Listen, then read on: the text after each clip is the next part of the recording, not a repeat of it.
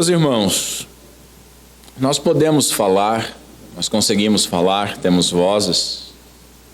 Ou será que nós temos nos comportado como se fôssemos mudos? Mudos nós não somos, obviamente, pois nós falamos, e falamos bastante, sobre uma infinidade de assuntos. Mas por que não falamos mais sobre as coisas de Deus? Por que não falamos mais sobre a salvação oferecida pelo nosso Senhor Jesus Cristo? Será que nós temos sido bons ouvintes da palavra? Vamos ver essa e outras lições importantes aqui no Evangelho de Jesus Cristo, segundo Mateus, capítulo 9, a partir do verso 32, onde a santa palavra do Senhor nos diz o seguinte: Mal acabaram de sair, e eis que lhe trouxeram um homem que estava possuído por forças demoníacas e era mudo. Logo que o demônio foi expulso, o mudo começou a falar. E a multidão se maravilhou, dizendo: Nunca se viu algo parecido em Israel. Por outro lado, os fariseus maldiziam: Ele expulsa os demônios, porque o príncipe dos demônios lhe dá poder. Até aqui. Na última mensagem sobre a cura dos 2 cegos, nós vimos que Cristo é o único que pode curar o pior tipo de cegueira que existe, a cegueira espiritual. E nós fomos expostos a uma inquietante verdade. Além da humildade, aquele que se achega ao Senhor, ele deve crer que o Senhor possui poder para resolver o seu problema particular. Não basta, por exemplo, crer que o Senhor é o Salvador do mundo. Você tem que crer que Jesus é o seu Salvador. Dessa forma, para sermos salvos, então, nós temos que depender plenamente do nosso Senhor, crer plenamente que Ele tem todo o poder para nos salvar. Hoje, o cenário é composto por um demônio expulso, por um mudo curado, por uma multidão maravilhada e por religiosos enfurecidos. Hoje veremos que Jesus é todo poderoso sobre as forças do mal e que não pode ser resistido por nenhum demônio. Vamos ver também que nem toda admiração ao Senhor é necessariamente devoção. E por fim, nós vamos ver que é melhor ser mudo do que abrir a boca para blasfemar. A partir desse texto, nós devemos examinar as nossas vidas. Talvez nós tenhamos alguma semelhança com os tipos que integram o texto e interagem com Jesus. Aquele que é espiritualmente mudo, aqueles com postura de admiração, mas que vivem sem compromisso, e por fim, aqueles que blasfemam. Esse milagre ele completa a terceira tríade de milagres que Mateus nos traz, e é um dos poucos milagres em que a reação é tão importante quanto a narração da cura. Na semana passada, eu afirmei que esses textos finais não são um anticlímax, indo da narrativa da ressurreição para a narrativa de curas de 2 cegos e desse surdo. Essa foi a forma, meus irmãos, que Mateus encontrou para preparar o leitor para um segundo clímax, quando a resistência ferrenha dos fariseus começa a ganhar corpo diante da glória do nosso Senhor. Nós devemos responder ao Evangelho compreendendo que a nossa fala, aquilo que nós falamos, também precisa ser redimido. O homem natural, ele não pode falar nada de acordo com o Espírito Santo, pois ele não pode nem ao menos ouvir e muito menos ver as coisas espirituais. Paulo diz: porque os que são segundo a carne inclinam-se para as coisas da carne, mas os que são segundo o Espírito para as coisas do Espírito. O crente, por sua vez, ele ouviu, ele viu e ele falou. E ele necessita da misericórdia diária do Senhor para que continue confessando que Jesus é o seu Senhor e que continue promovendo por sua fala a edificação para que dê graça àqueles que ouvem, conforme Paulo fala em Efésios. Que Deus seja gracioso conosco, pois aquele que retirou as escamas dos nossos olhos na última semana, ele tem poder e pode destravar a nossa língua, para que nós possamos, por meio dela, confessar o nosso Salvador e testemunhar ao mundo do seu poder. Assim, em primeiro lugar, vejamos um pouco mais profundamente o que aconteceu.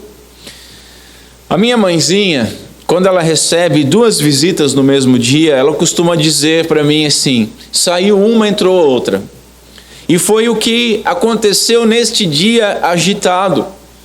Vejamos, após o convite para um banquete na casa de Mateus, Jesus é interrompido por fariseus, depois é interrompido por discípulos de João Batista, depois é interrompido pelo clamor de Jairo, ele vai até a casa de Jairo para ressuscitar a sua filha e é interrompido pela mulher hemorroíça. Na volta, 2 cegos seguem-no até a sua casa, clamando por piedade, e essa foi a mensagem que nós vimos na última semana. Quando estes homens são curados, eles são curados dentro de casa e eles saem, outras pessoas trazem um homem mudo, possuído por um demônio. Jesus então expulsa o demônio instantaneamente, e instantaneamente aquele homem começa a falar. Mateus ele descreve o acontecimento como de costume, com um mínimo de detalhes, e observando principalmente a reação da multidão às coisas que aconteceram. É registrado a comoção dividida diante desta cura. Uns maravilhados e outros maldizendo o Senhor. Jesus continua servindo aos homens, glorificando com sinais e maravilhas o nome do seu Pai e revelando ser Ele o Filho de Deus aguardado. Agora notem o seguinte: apesar da reação imprópria, nós não podemos desprezar o significativo testemunho dos fariseus nessa história. Nada é mais forte do que o reconhecimento dos inimigos. E fica óbvio que, apesar de blasfemarem, eles não negavam que Jesus realizava esses milagres. Apenas apontavam de forma muito errônea a fonte do seu poder. Em segundo lugar, vejamos então quais as doutrinas e as aplicações que o texto nos ensina. Mal acabaram de sair e eis que lhe trouxeram. Jesus estava sempre ocupado, meus irmãos. Quando um grupo sai, outro grupo entra em cena. Ele não intencionava ser conhecido como um curandeiro. A cura que o Cordeiro de Deus veio trazer a este mundo caído era sobretudo espiritual, era perdão dos pecados por meio da sua morte sacrificial na cruz. Contudo, o nosso Senhor Jesus, ele jamais se negou a auxiliar as pessoas aflitas que chegavam clamando por socorro. Daqui concluímos que se você tem medo de incomodá-lo, por favor, obedeça-o. Foi ele mesmo que ordenou trazermos a ele as nossas aflições, o nosso cansaço e depositar aos seus pés, lançar sobre ele. Logo à frente, na próxima mensagem, nós leremos o seguinte: quando viu as multidões, Jesus teve compaixão delas, pois estavam confusas e desamparadas como as ovelhas sem pastor. Verso 36. Um puritano diz o seguinte: veja a calamitosa situação deste mundo e quão variadas são as tribulações daqueles que estão atormentados. Mal nos despedimos de 2 cegos e já encontramos um mudo. Quão agradecidos, meus irmãos, nós devemos ser a Deus pela nossa visão e pela nossa fala. Repito aquilo que eu venho falando. Será que nós temos agradecido? Será que em algum momento nós já agradecemos? Será que hoje nós agradecemos pelas dádivas que nos foram concedidas? Nós enxergamos, nós falamos, nós ouvimos, nós andamos, nós comemos. Não vivam preocupados com coisa alguma. Em vez disso, orem a Deus pedindo aquilo de que precisam e agradecendo-lhe por tudo que Ele já fez, diz Paulo. E ele continua: e então vocês experimentarão a paz de Deus que excede todo o entendimento e que guardará o coração e a sua mente em Cristo Jesus. Nós devemos ser gratos, irmãos, por aquilo que recebemos.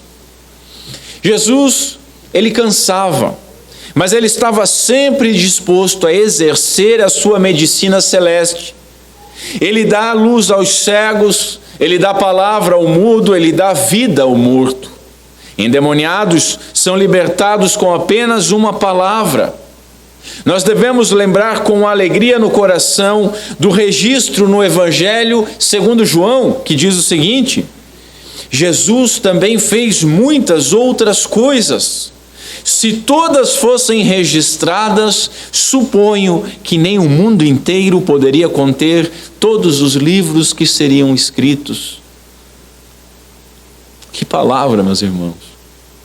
Nós não temos um registro exaustivo dos muitos milagres e maravilhas que o nosso Senhor fez quando esteve na terra, e muito menos que Ele fez e tem feito e continuará fazendo ao longo da história dessa dispensação. João diz em outro lugar o seguinte: os discípulos viram Jesus fazer muitos outros sinais, além dos que se encontram registrados neste livro. Estes, porém, estes que foram registrados para que vocês creiam que Jesus é o Cristo, o Filho de Deus, e para que, crendo nele, tenham vida pelo poder do seu nome. Meus irmãos, como é que nós temos ouvido o Evangelho? Todos esses milagres, eles foram registrados para que nós creiamos, e para que, crendo, vivamos, e para que, vivendo, falemos sobre as suas maravilhas. Será que nós temos crido? E se temos crido, nós temos falado? Muitas vezes falamos muito mais dos nossos problemas ou de bobagens do que da salvação do nosso Senhor. Talvez nós deveríamos fazer o seguinte, é uma sugestão que eu dou para os irmãos. Talvez nós deveríamos comprar um caderno e anotarmos diariamente cada graça recebida. Eu até dou uma dica: faça na primeira página uma graça constante. A graça constante para você não dizer todo dia enxerguei.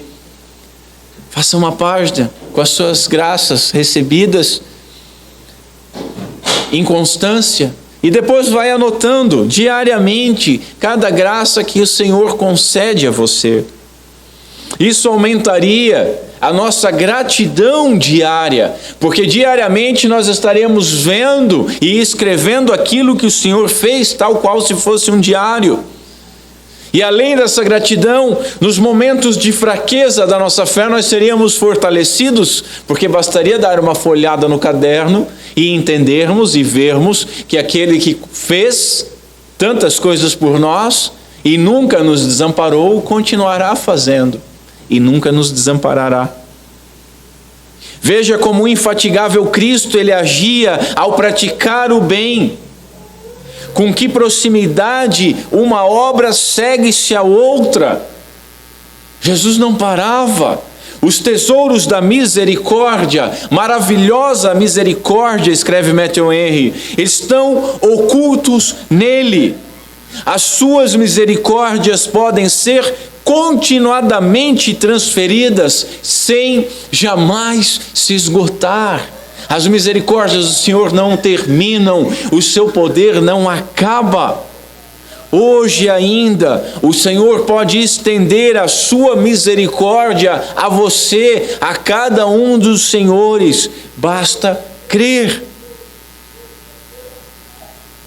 O texto diz: eis que lhe trouxeram. Que palavras doces, meus irmãos. Alguém que permaneceu anônimo levou aquele homem mudo e endemoniado até Jesus. Jesus, o nosso Deus, abençoa a companhia nobre dos anônimos, que têm sido instrumentos ao trazer outras pessoas ao Senhor. Que graça! Quantos nomes de pecadores estão registrados nas Escrituras? Nós temos Caim, Judas Iscariotes, temos Pilatos, Balaão, Jezabel. Mas, meus irmãos, há um exército que tem o seu nome inscrito no livro da vida. Pessoas nobres, porém anônimas, que somente na glória nós conheceremos. Será que o nosso nome será honrado naquele dia como um desses anônimos que levou alguém ao Senhor? O que nós temos feito para levar as pessoas até Cristo? Notem, este homem ele não veio livremente ou por sua própria vontade, trouxeram-lhe. E assim deveríamos nós levar os homens a Jesus, escreveu Spurgeon. Quantas pessoas nós conhecemos cegas, surdas e mudas espiritualmente? Elas não possuem a capacidade de falar com Deus. Será que não deveríamos nós ir até o Senhor por elas? Os nossos recursos, meus irmãos, para ajudar essas pessoas são poucos e limitados, mas os recursos do nosso Deus são ilimitados. Clamemos então por aqueles que não podem.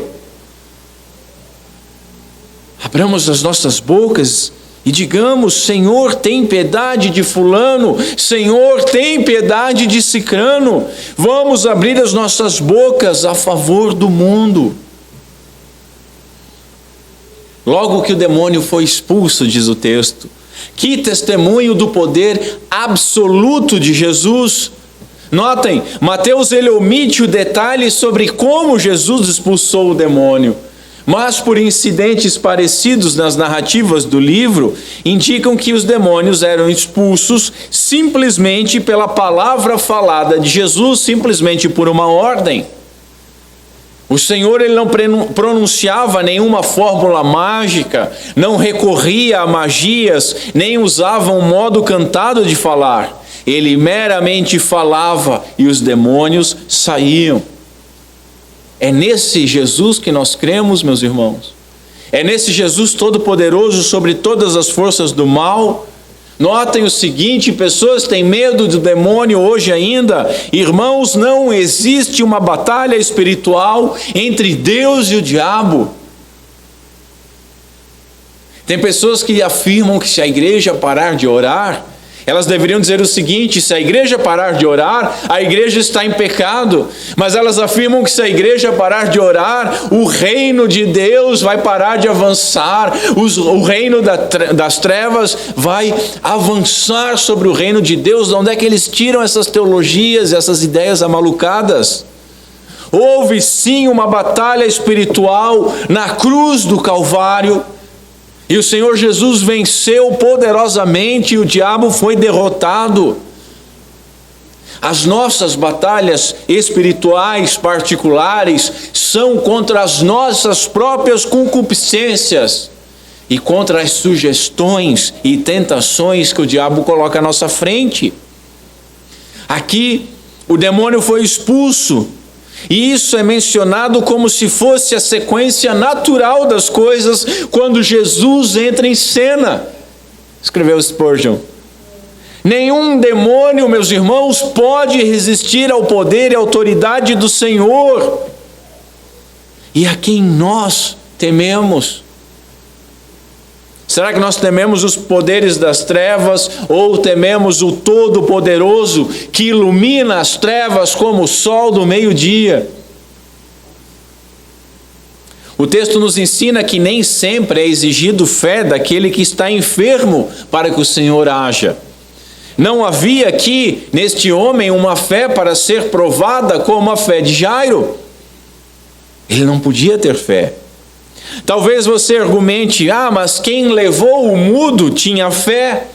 Óbvio, muito provável, mas o meu ponto é errado fazer da fé um peso para o homem e não uma graça que ele recebe de Deus. Mortos foram ressurretos sem crer. Meus irmãos, você que crê, todos nós éramos mortos espirituais e nós fomos regenerados antes de nós crermos. Somente depois é que nós poderíamos crer. E aí eu pergunto a você: você consegue crer em Jesus? Então, meu irmão, alegre-se, porque eis a prova que o Senhor começou a boa obra na sua vida. E a garantia bíblica é a seguinte: Ele irá terminá-la. Você é como um mudo que agora pode falar: Jesus é o meu Senhor. Então, não desperdice o seu dom de falar. Caso você, crente, esteja desanimado por uma aparente demora, lembre que Jesus não segue a sua agenda, Jesus segue a agenda celeste e Ele sabe quando, como e o que deve fazer na sua e na minha vida.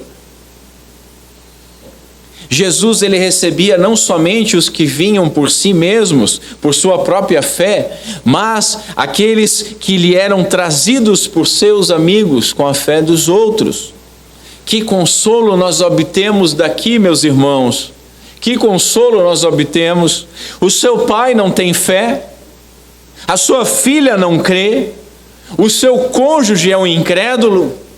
Se você é crente, creia e fale sobre essas pessoas com o Senhor Jesus Cristo. Clame por elas, peça por elas, use a dádiva que você tem de falar e clame por essas pessoas.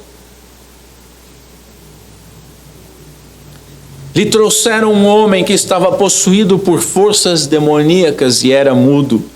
O termo traduzido por mudo ou não podia falar pode ser traduzido também como surdo, como mudo, como surdo, ou ainda a combinação dos dois, como surdo-mudo.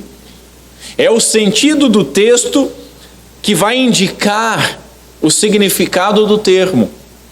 Contudo, nós devemos lembrar de uma coisa: quando essas doenças são congênitas, ou seja, são presentes desde o nascimento, elas são normalmente ligadas. Normalmente a pessoa que é surda é também muda. Por quê? Porque ela não ouve as palavras que são faladas e ela não ouve aquilo que ela própria podia falar, então ela não consegue articular as palavras.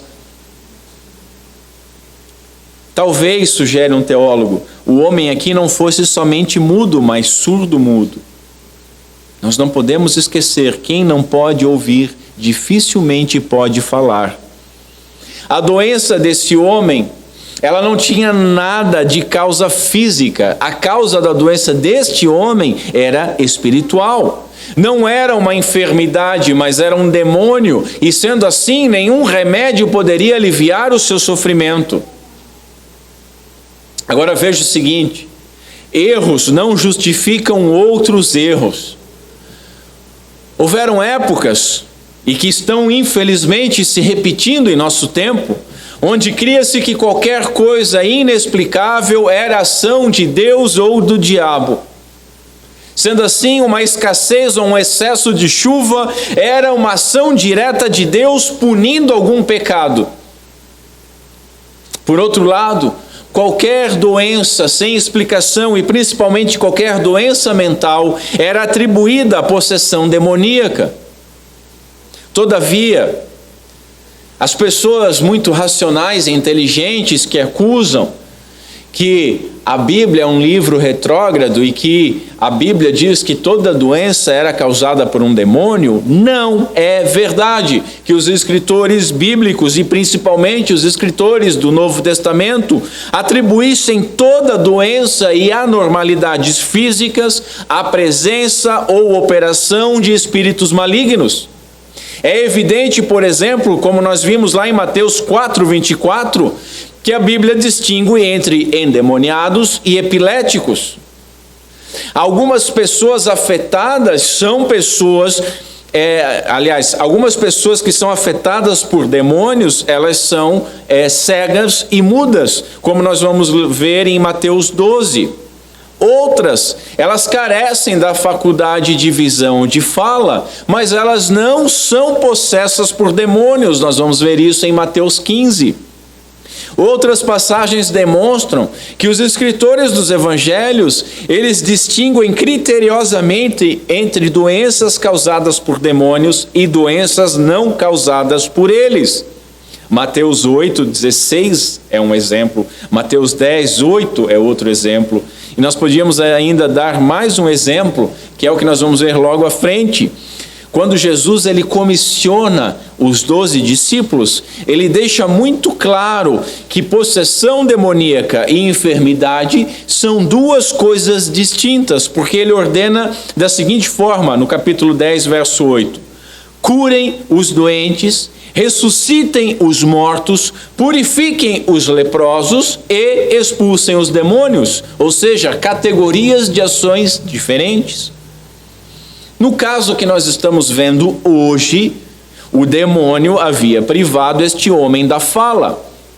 É importante frisar isso, porque em nossos dias ainda existem líderes religiosos, para não falar outra coisa, afirmando que toda enfermidade ou que todo pecado é causado por algum demônio específico. Qual é a consequência disso?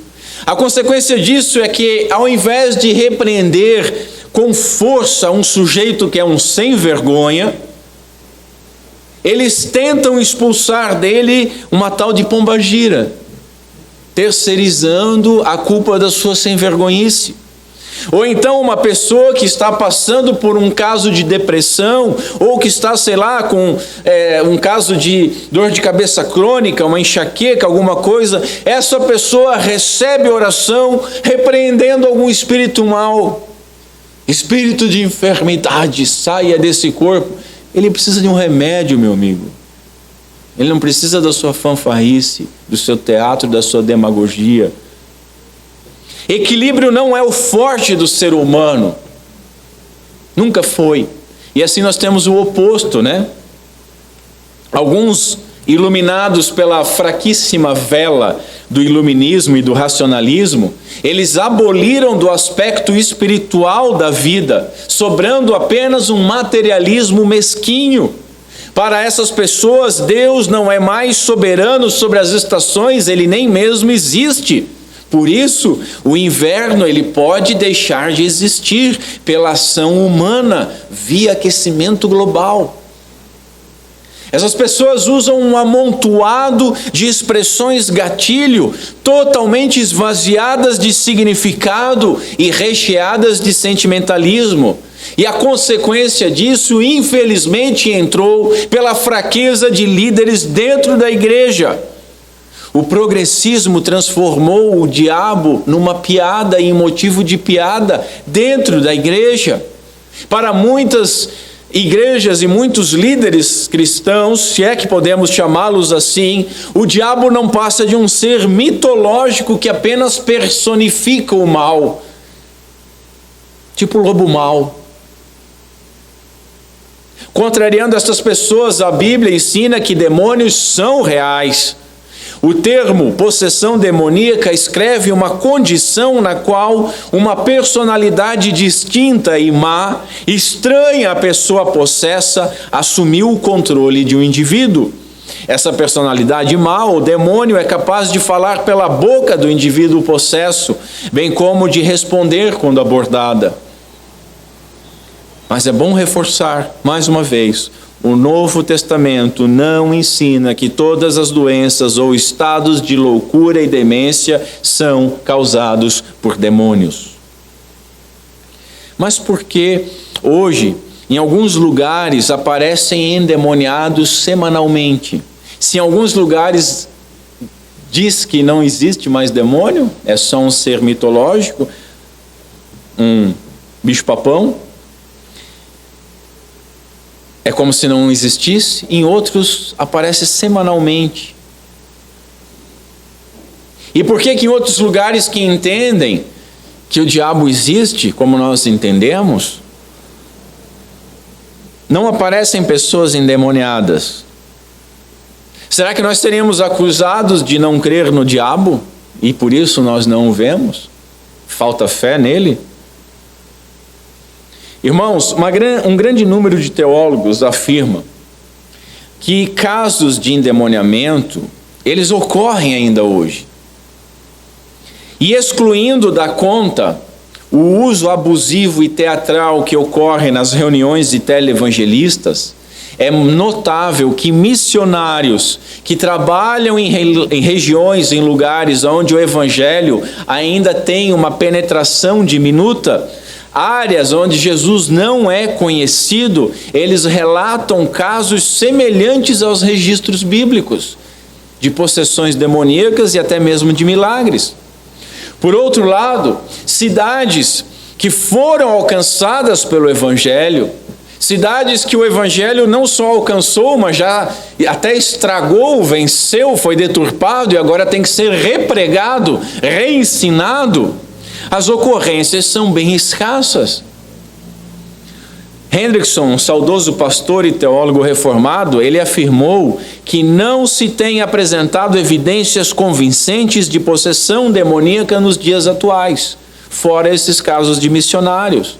Ele continua dizendo: influência demoníaca sim, possessão demoníaca não necessariamente. Ou qual foi a última vez que você viu de fato alguma pessoa em estado de possessão arrebentar correntes? O que o estado de possessão diz? Aquelas entrevistas com vampiro que eles fazem. Que o demônio leva ele para o bar para beber. Mas não precisa do demônio levar para beber? Ou precisa? Em alguns casos é sem vergonhice, em outras é um vício.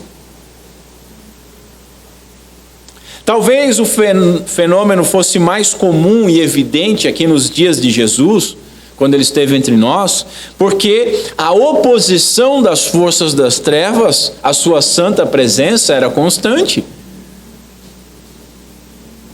O certo é, meus irmãos, que os sinais que Jesus realizou, milagres ou exorcismos, eles eram para que nós crêssemos que ele é o Filho de Deus, Todo-Poderoso, que tem todo o poder sobre as enfermidades e sobre demônios. O texto continua: logo que o demônio foi expulso, o mudo começou a falar. Se o poder dos demônios é real, o poder de Jesus é absoluto. E os demônios estão debaixo da sua autoridade. Eles não podem resistir ao seu poder. Como nós já vimos no Evangelho, nem para entrar em porco o demônio pode entrar sem autorização do Senhor. Nós podemos imaginar aqui nesse caso duas coisas prováveis. A primeira é que a primeira pessoa com quem esse homem falou tenha sido com Jesus, quando ele pôde falar.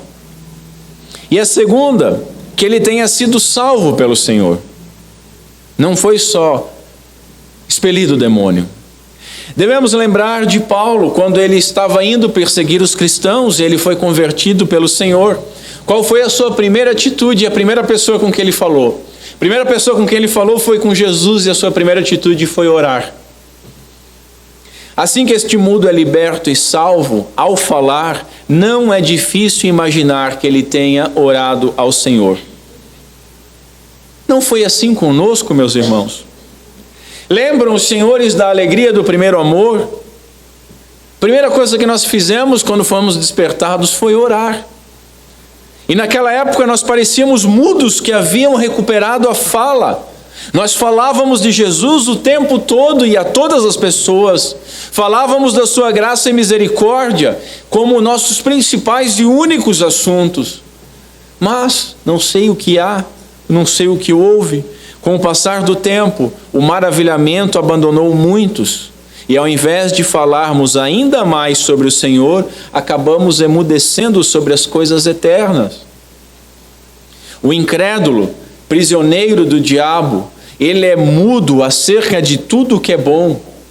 ele é mudo quanto à oração, ele é mudo quanto à adoração e, consequentemente, ele é mudo contra a proclamação do Evangelho. E, infelizmente, meus irmãos, muitos de nós são tão influenciados pelo diabo que nos tornamos novamente mudos espirituais. Parece que perdemos a habilidade da fala. Entendam, Satanás, ele é ardiloso. Se normalmente um mudo é anti-surdo, para nos emudecer, primeiro ele busca nos ensurdecer. Dito diferente, ele gera todo tipo de ruído e distração para que nós deixemos de ouvir a palavra de Deus, que nos edifica e que nos fortalece a falar. Quantas vezes a nossa displicência e ingratidão tem nos silenciado? Pela quantidade de falatório, de fofoca e de murmuração, não há nada físico que tem nos impedido de falar. E é certo que demônio algum pode possuir um crente, porque o crente, ele é habitação do Espírito Santo, e o Espírito Santo no crente, ele é selo e penhor da nossa salvação e da propriedade de Deus. Então vamos nos perguntar o seguinte: se não é um demônio que tem nos calado, e se não é enfermidade porque nós temos falado muito, por que é que nós temos deixado de orar? Por que é que nós temos deixado de adorar? Por que é que nós temos deixado de proclamar o Evangelho?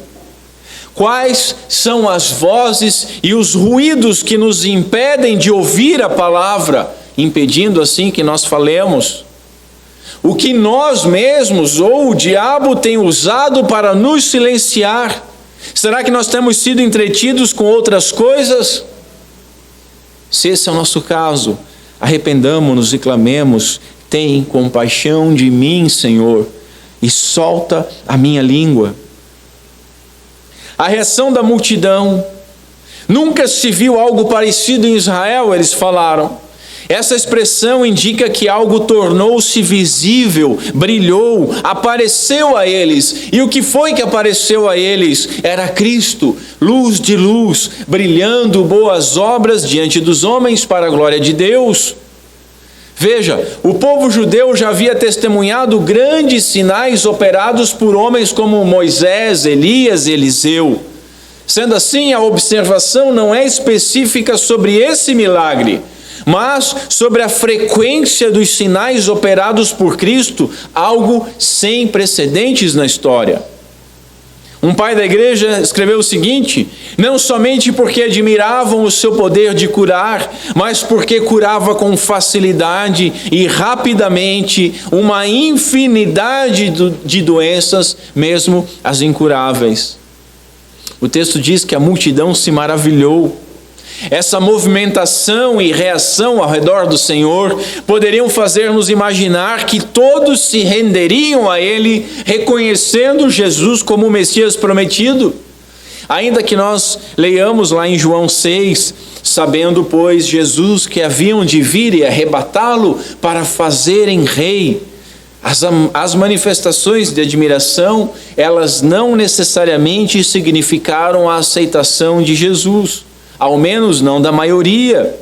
Muitos, eles não estavam maravilhados com Cristo, apenas maravilhados com os sinais de Cristo. Nós lemos, encerrado o Sermão do Monte, Mateus registrando o seguinte, no capítulo 7. A multidão ficou maravilhada com seu ensino. Após o sermão, Mateus ele lista 2 capítulos de narrativa, narrando vários milagres. E ao final disso nós lemos aqui: e a multidão se maravilhou, dizendo: nunca tal se viu em Israel. Podemos lembrar também que depois da entrada triunfal de Jesus em Jerusalém, a multidão ela ia adiante, e a multidão que seguia clamava dizendo: Hosana, filho de Davi, bendito que vem em nome do Senhor, Hosana nas alturas. Nós vamos ver isso no capítulo 21. Nós lemos depois que Pilatos, quando pergunta o que deveria fazer com Jesus, a multidão grita: crucifica-o. Capítulo 27. Irmãos, o que eu quero dizer com isso? Multidões são volúveis. O meu ponto é: será que nós não somos aquela multidão? Será que nós não somos aqueles que se admiram, que se maravilham com Jesus, mas que o abandonam por motivos simples, como a persuasão dos inimigos do Senhor, ou uma simples perseguição? Algo que nós não estamos experimentando, por mais que o Supremo queira fechar as igrejas, ainda não é a perseguição, como muitos têm ventilado. Portanto, meus irmãos, mais do que admiração, nós precisamos de comprometimento. As pessoas foram rápidas para expressar a sua admiração, contudo, nós vemos poucos sinais da sua fé na missão do nosso Senhor. Spurgeon diz que é uma pequena coisa se maravilhar, mas é uma grande coisa acreditar. E nós acreditamos ou nos maravilhamos? Alguém pode até me julgar como invejoso por aquilo que eu vou dizer, mas eu prefiro ser condenado injustamente por expressar uma verdade do que aplaudido por homens. Observe comigo os locais religiosos que prometem curas, milagres e prosperidade. Lugares que operam exorcismos por atacado diariamente. Eles estão sempre cheios. São grandes prédios abarrotados com grandes multidões. Segundo o IBGE, são dezenas de milhares no Brasil que se professam como cristãos, como evangélicos.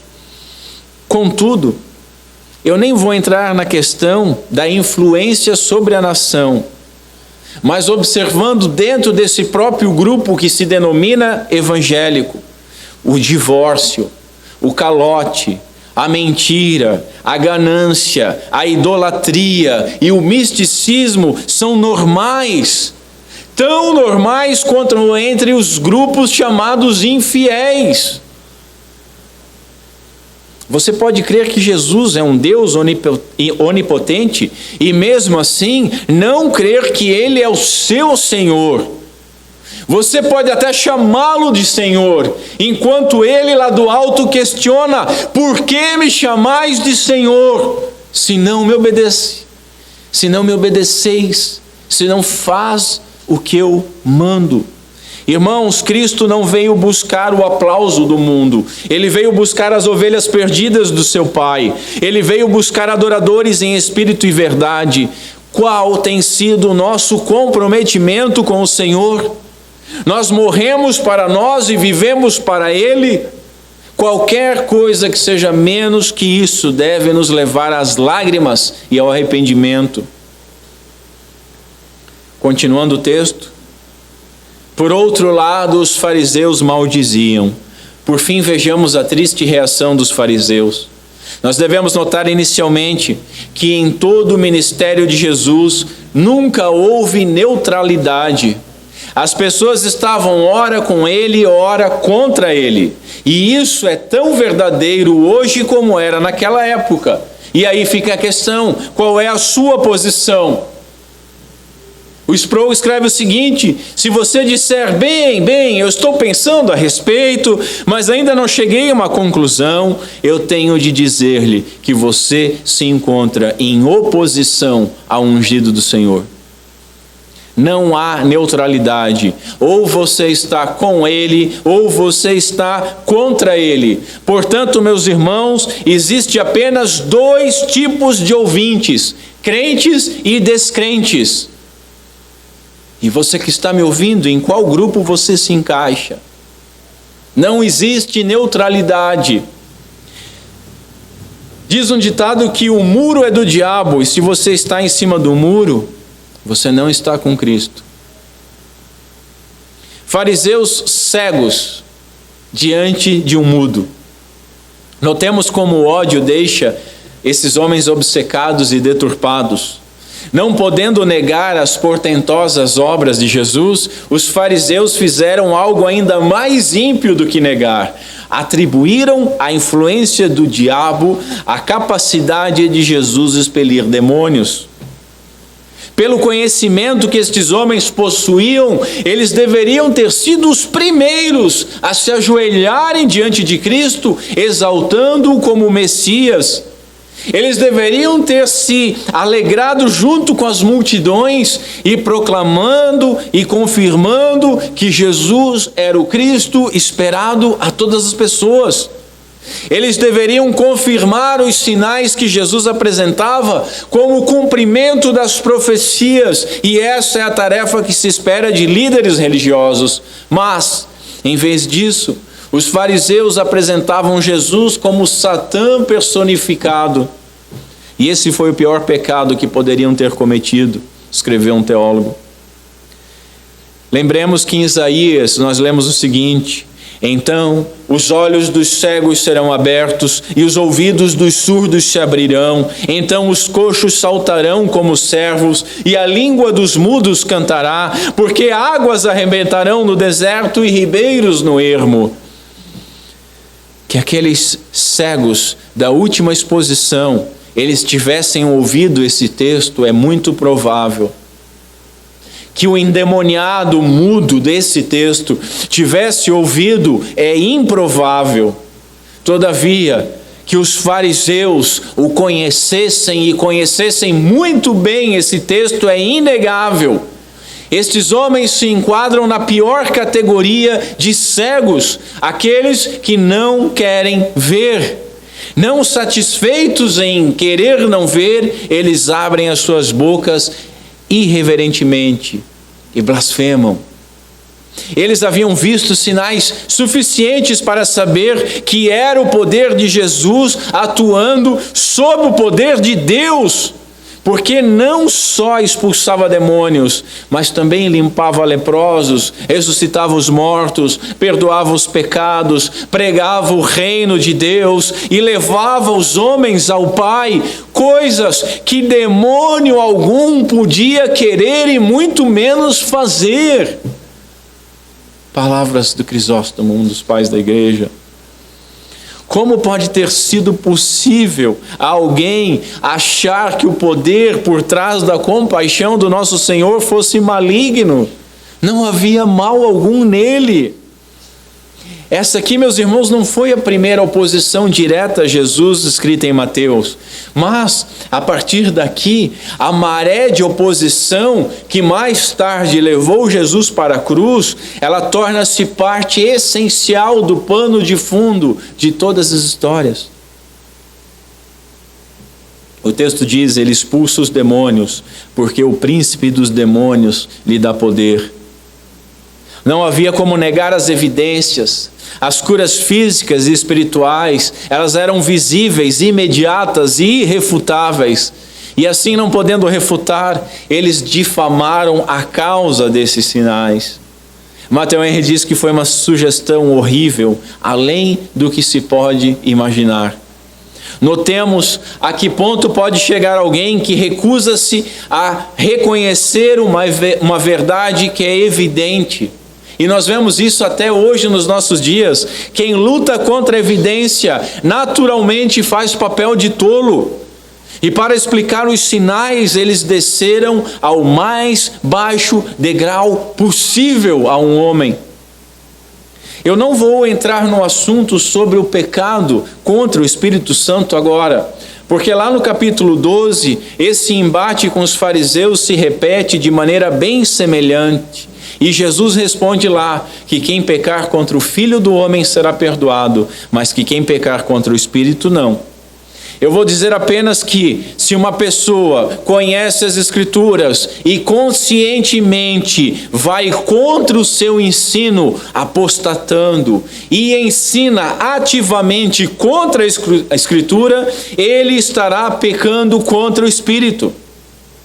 Estes homens aqui, eles cruzaram a linha demarcatória, caindo no abismo da apostasia plena e irremediável.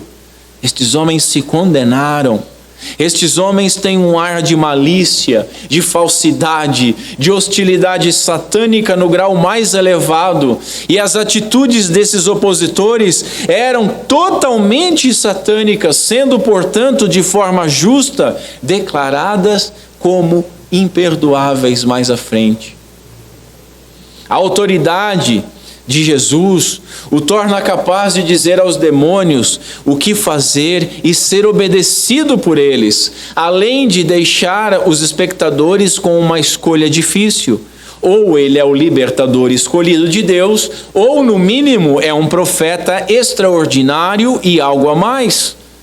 Mas estes homens religiosos, eles escolheram blasfemar. E nós, meus irmãos, nós escolheremos crer que Jesus é o Cristo, o Messias, o Filho de Deus, ou ousaremos também negar isso? Há aqui uma doutrina implícita, pois também é pecado atribuir a Deus obras que não são dele. Observem, Deus não divide a sua glória com ninguém. E fazer o que estes homens fizeram, atribuir as suas obras a outra pessoa, seja um homem, seja um demônio, é pecado grave. No caso, eles atribuíram ao demônio, mas se eles tivessem atribuído a algum homem, eles também violariam a glória de Deus. Exaltar homens pelos seus feitos, sem glorificar a Deus, é gravíssimo. Gloriar-se em si mesmo, como Herodes faz lá no início de Atos, e cai morto, porque não tributou glória a Deus, gloriar-se em si mesmo, crendo ser capaz de fazer ou ter feito alguma coisa, sem o auxílio de Deus, tanto no querer quanto no executar, é mais grave ainda. Sendo assim, e atribuir a Deus aquilo que ele não fez, não será o mesmo tipo de pecado, mas no extremo oposto? Dessa maneira, meus irmãos, avivamentos forjados, visões e profecias faladas em nome de Deus, quando ele não falou, curas inexistentes, são também graves pecados. Ou então atribuir infortúnios particulares a uma pessoa ou nacionais como sendo castigos divinos também é grave. Tem uma mosca aqui também é grave. Por exemplo, a pessoa está padecendo por alguma doença, ela vem o santarrão e diz: você tem um pecado na sua vida. Ou acontece um tsunami, morrem milhares de pessoas, vem o santarrão, teólogo de internet, e diz: Deus estava julgando aquela nação. Pode estar, mas nós não temos certeza. E não tendo certeza, fazemos bem em ficar quietos. Ou ainda, atribuir como bênçãos divinas a prosperidade que foi conquistada por meio de fraude, ou de mentira, ou do roubo, ou ainda da pirataria, também é sério pecado. E eu poderia continuar listando, mas eu creio já ser suficiente para passar a ideia. Qualquer uma dessas coisas, sendo atribuídas a Deus, não sendo obras de Deus, é pecado. Devemos aprender ainda, meus irmãos, que é melhor ser mudo do que ser blasfemo.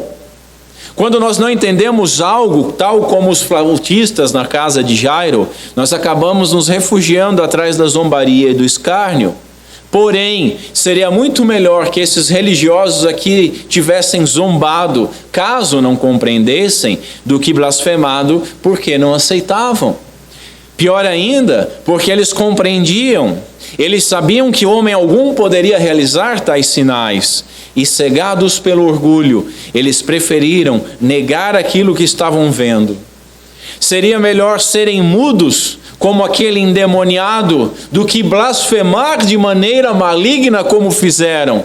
E vendo por esse aspecto, meus irmãos, esses fariseus, eles comportaram-se pior do que aquele demônio, porque aquele demônio, ele entra mudo e sai calado da história, mas os fariseus entraram na história e blasfemaram, e não pouco. Que maldição, meus irmãos, Que maldição alguém usar a voz que foi concedida por Deus para louvor da sua glória, para blasfemar o nome santo de Cristo. Agora nós já imaginamos que nós podemos nos comportar de forma igual ou talvez pior do que um demônio? O que nós temos feito com a nossa fala? Observe como esses homens perversos são tratados por Deus. Ao vermos esses fariseus blasfemando, nós devemos lembrar de Paulo dizendo: como eles não se importaram de ter conhecimento de Deus, assim Deus os entregou a um sentimento perverso para eles fazerem coisas que não convêm. Romanos 1. Depois, em outro lugar, Paulo diz: mas os homens maus e enganadores irão de mal para pior, enganando e sendo enganados. Portanto, meus irmãos, nós vemos na atitude desses fariseus duas coisas. Uma, eles estão pecando. Duas, a permissão para caírem nesse grave pecado já é a própria punição do seu pecado. É Deus soltando a corda e deixando a natureza carnal seguir o seu rumo. Ser entregue a alguns tipos de pecado faz parte da punição de Deus.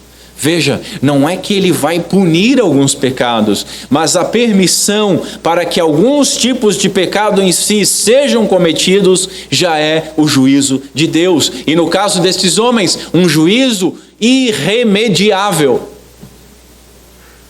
Portanto, crente, vigie os teus lábios. Queira Deus que a nossa língua se colhe ao céu da nossa boca, antes que nós possamos blasfemar o nome santo e doce do nosso Redentor. E se nós não descemos ao nível da blasfêmia como estes homens, sejamos gratos. Isso aconteceu porque Deus nos poupou.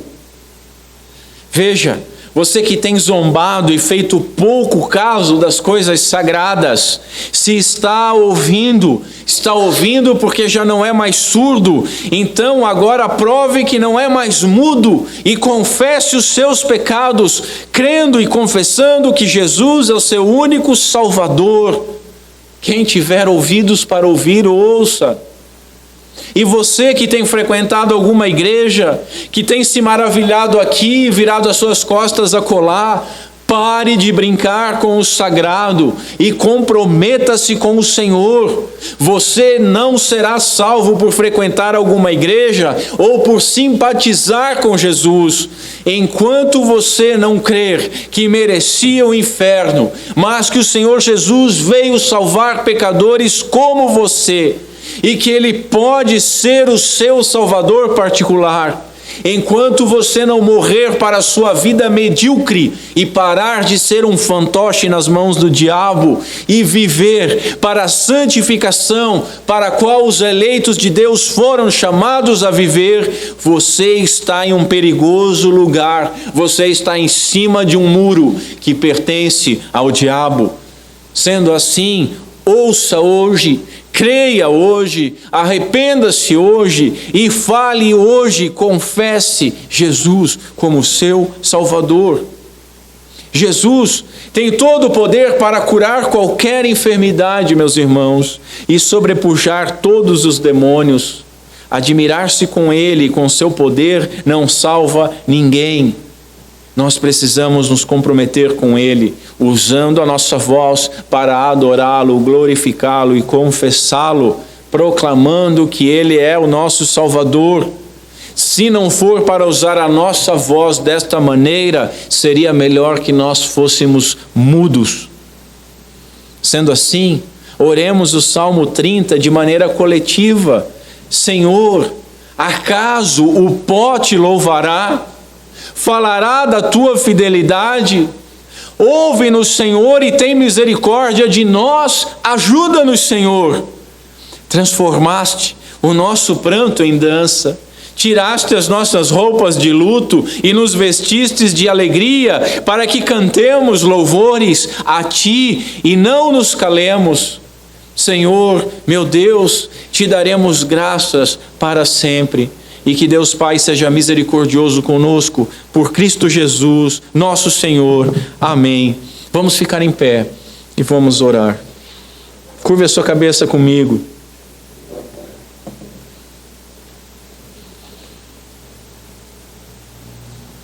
Senhor Deus, nosso Pai, tem misericórdia de nós, Senhor. Que aqueles que nunca ouviram essas coisas, eu te agradeço porque ouviram hoje. E eu peço, Senhor, que o teu Santo Espírito que os fez ouvir, os fortaleça, para que abram as suas bocas e confessem a Ti como Senhor e Salvador durante toda a sua vida. Pai, a maioria de nós já tínhamos ouvido e alguns até cansado de ouvir essas coisas, mas por algum motivo nós nos calamos, deixamos de falar das coisas essenciais, deixamos de nos comprometer e ficamos apenas admirados com Teu poder. Não permita que seja assim, Senhor. Abre as nossas bocas, abre os nossos lábios, a força se for necessário, e que cada vez que nós abrirmos as nossas bocas, que Tu as encha com louvor, adoração e proclamação do Teu santo nome. Senhor, colhe-se a nossa língua ao céu da boca antes de blasfemarmos. Tira-nos a voz se não for para adorarmos o Teu santo nome, mas dá-nos, Senhor, voz, ousadia, para falarmos daquelas maravilhas que Tu fez, que Tu continua fazendo e que Tu ainda vais fazer na nossa vida, na vida dos nossos amigos, dos nossos familiares, na vida da Tua igreja e na vida daqueles que virão a fazer parte da Tua igreja. Seja o Teu nome glorificado para todos sempre. Amém.